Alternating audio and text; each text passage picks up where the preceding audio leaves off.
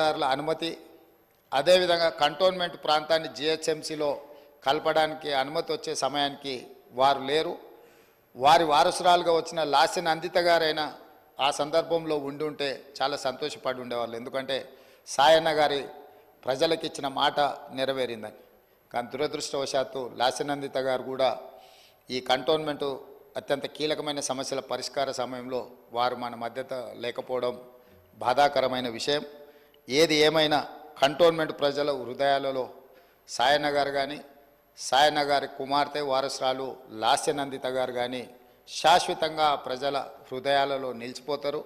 తప్పకుండా వారు ఏదైతే ఆలోచనతోని ఏదైతే ప్రాంత ప్రజలకు సేవ చేయాలన్న ఆలోచన ఉన్నదో, మిగిలిపోయిన పనులు ఉన్నాయో అవన్నీ ప్రభుత్వం తప్పకుండా పూర్తి చేస్తుంది.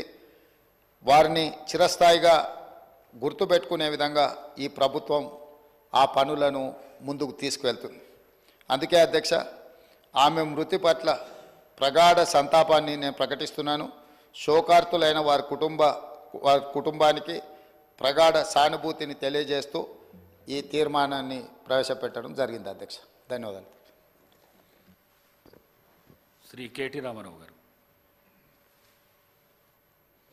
అధ్యక్ష, ముందుగా తమరికి ధన్యవాదాలు అధ్యక్ష. ఎందుకంటే ఒక యువ శాసనసభ్యురాలు ఇవాళ అనుకోని పరిస్థితుల్లో మన మధ్యన లేని ఈ సందర్భంలో మరి కేవలం ఈ ఒక్కరోజు మొత్తం కూడా సంతాప తీర్మానం మీదే అమ్మాయి గురించి మాట్లాడడానికి అందరికీ అవకాశం ఇచ్చినందుకు ముందుగా తమరికి ధన్యవాదాలు.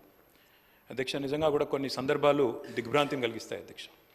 ఇవాళ జ్ఞాని సాయన్న గారు ఇప్పుడే ముఖ్యమంత్రి గారు చెప్పినట్టు ఒక సీనియర్ శాసనసభ్యుడు, 5 సార్లు గెలిచిన మంచి వ్యక్తి, మృదు స్వభావి, ఎప్పుడు ఎక్కడ ఎవరిని కలిసినా ఏ పార్టీలో ఉన్నా ఒక అజాత శత్రువుగా మంచి పేరు తెచ్చుకున్న వ్యక్తి జ్ఞాని సాయన్న గారు అధ్యక్ష.